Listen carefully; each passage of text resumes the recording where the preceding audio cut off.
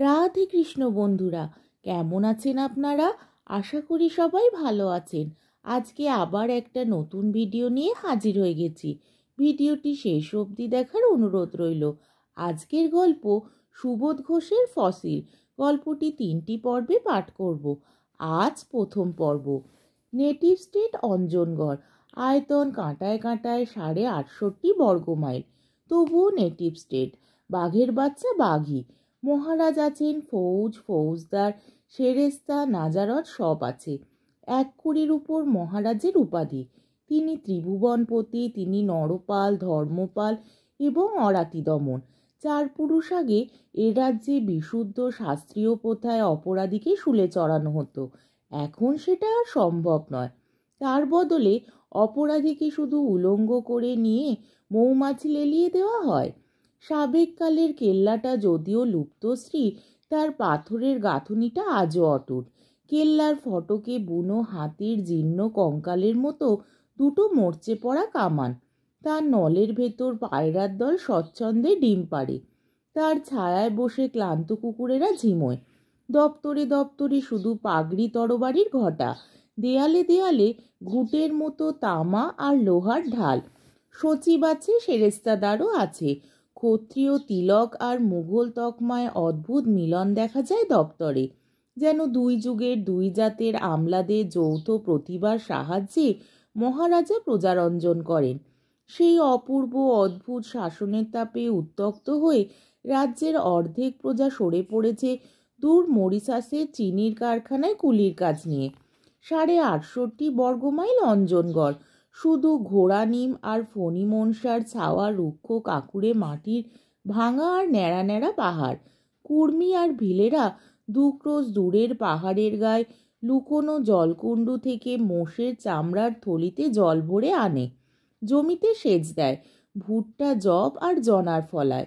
প্রত্যেক বছর স্টেটের অশীল বিভাগ এবং ভিল ও কুর্মি প্রজাদের মধ্যে একটা সংঘর্ষ বাধে।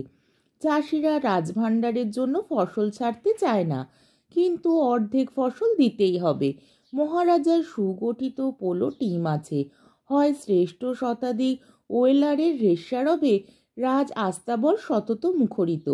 সিডনির নেটিভ এই দেবতুল্য জীবগুলির ওপর মহারাজার অপার ভক্তি। তাদের তো আর খোল ভুসি খাওয়ানো চলে না, ভুট্টা, জব, জনার চাই। তহসিলদার অগত্যা সেপাই ডাকে।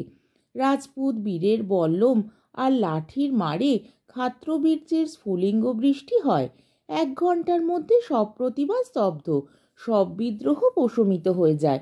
পরাজিত ভিলদের অপরিমেয় জঙ্গলি সহিষ্ণুতা ভেঙে পড়ে।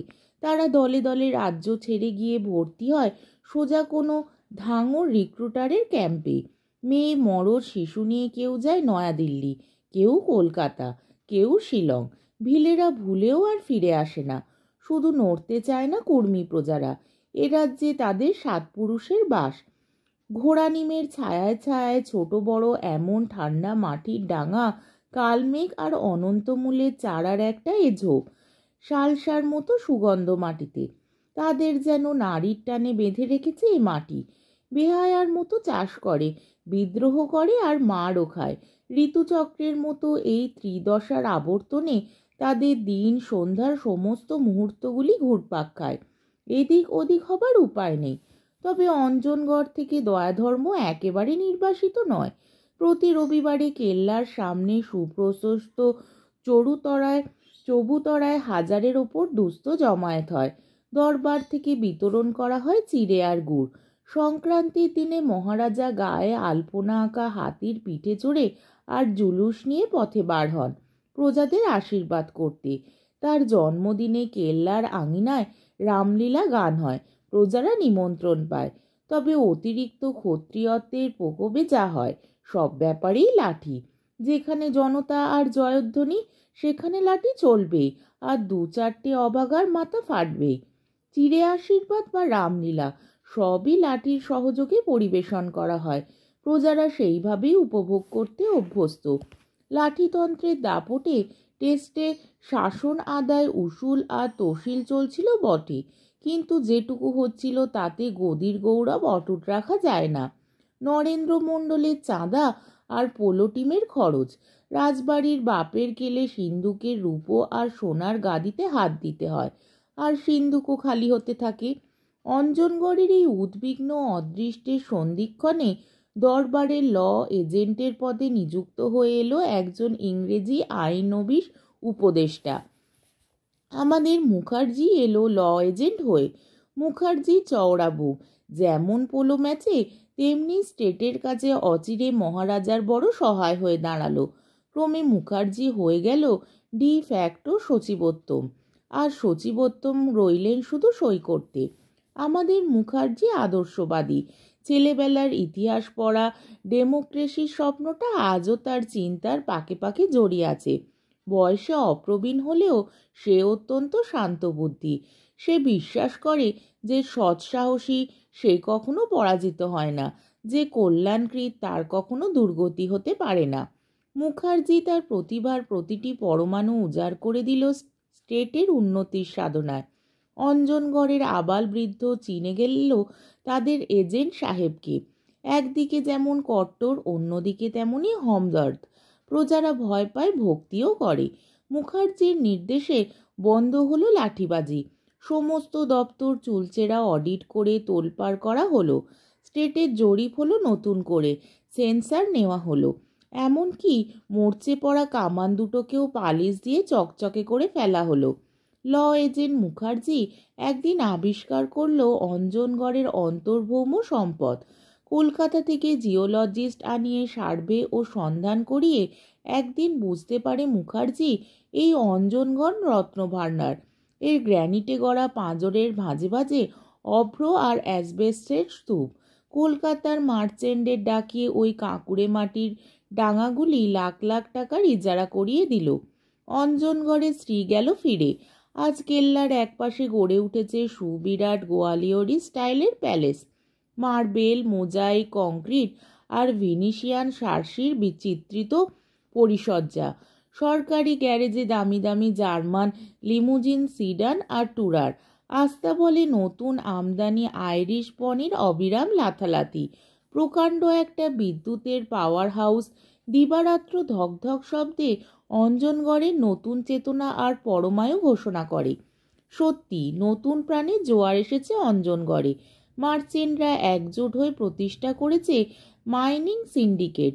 খনি অঞ্চলে ধীরে ধীরে গড়ে উঠেছে খোয়া বাঁধানো বড় বড় সড়ক, কুলির ধাওড়া, পাম বসানো ইদারা, ক্লাব, বাংলো, কেয়ারি করা ফুলের বাগিচা আর জিমখানা।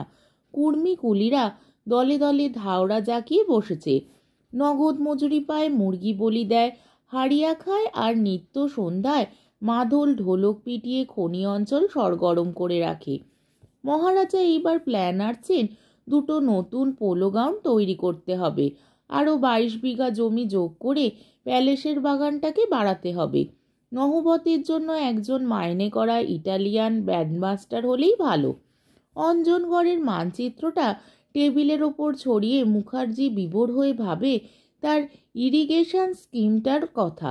উত্তর থেকে দক্ষিণ সমান্তরাল 10টা ক্যানেল, মাঝে মাঝে খিলান করা করা গাঁথুনি, স্লুস বসানো বড় বড় ডাম। অঞ্জনা নদীর সমস্ত জলের ঢলটা কায়দা করে অঞ্জনগড়ে পাথুরে বুকের ভেতর চালিয়ে দিতে হবে, রক্তবাহী শিরার মতো। প্রত্যেক কুর্মি প্রজাকে মাথাপিছু 1 বিঘা জমি দিতে হবে বিনা সেলামিতে, আর 5 বছরের মতো বিনা খাজনায়, আউশ আর আমন, তাছাড়া একটা রবি। বছরে এই 3 কিস্তি ফসল তুলতেই হবে। উত্তরের প্লটের সমস্তটাই নার্সারি, আলু আর তামাক। দক্ষিণেরটায় আখ, জব আর গম। তারপর তারপর ধীরে একটা ব্যাংক, ক্রমে একটা ট্যানারি আর কাগজের মিল। রাজকোষের যে অকিঞ্চনতার আর্ট নেই, এই তো শুভ মাহেন্দ্রক্ষণ। শিল্পী তুলির আঁচড়ের মতো এক একটি এস্টিমেটে সে অঞ্জনগড়ের রূপ ফিরিয়ে দেবে। সে দেখিয়ে দেবে রাজ্য শাসন লাঠিবাজি নয়, এও একটা আর্ট, একটা স্কুল। এইটাতে মহারাজের স্পষ্ট জবাব কাভি নেহি। মুখার্জি উঠল, দেখা যাক বুঝিয়ে বাগিয়ে মহারাজার আপত্তিটা টলাতে পারে কি না। মহারাজা তার গালপাট্টা দাড়ির গোছাটাকে একটা নির্মম মোচড় দিয়ে মুখার্জির সামনে এগিয়ে দিলেন 2টো কাগজ। এই দেখো, প্রথম পত্র প্রতাপ প্রবল দরবারে আর দরবারের ঈশ্বর মহারাজ, আপনি প্রজার বাপ, আপনি দেন বলেই আমরা খাই। অতএব এবছর ভুট্টা জনার যা ফলবে তার উপর যেন তহসিলদারের জুলুম না হয়। আমরা নগদ টাকায় খাজনা দেব, আইনসঙ্গতভাবে সরকারকে যা দেয় তা আমরা দেব ও রসিদ নেব। ইতি দরবারের অনুগত ভিত্ত কুর্মী সমাজের তরফে দুলাল মাহাতো। কলম খাস। দ্বিতীয় পত্র মহারাজার পেয়াদা এসে আমাদের খনির ভেতর ঢুকে 4 জন কুর্মীকুলিকে ধরে নিয়ে গেছে আর তাদের স্ত্রীদের লাঠি দিয়ে মেরেছে।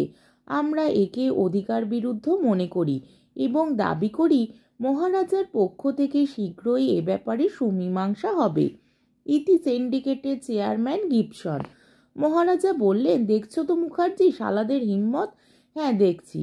টেবিলে ঘুষি মেরে বিকট চিৎকার করে অরাতি দমন প্রায় ফেটে পড়লেন। মুড়ো, শালাদের মুড়ো কেটে এনে ছড়িয়ে দাও আমার সামনে, আমি বসে বসে দেখি, 2 দিন 2 রাত ধরে দেখি।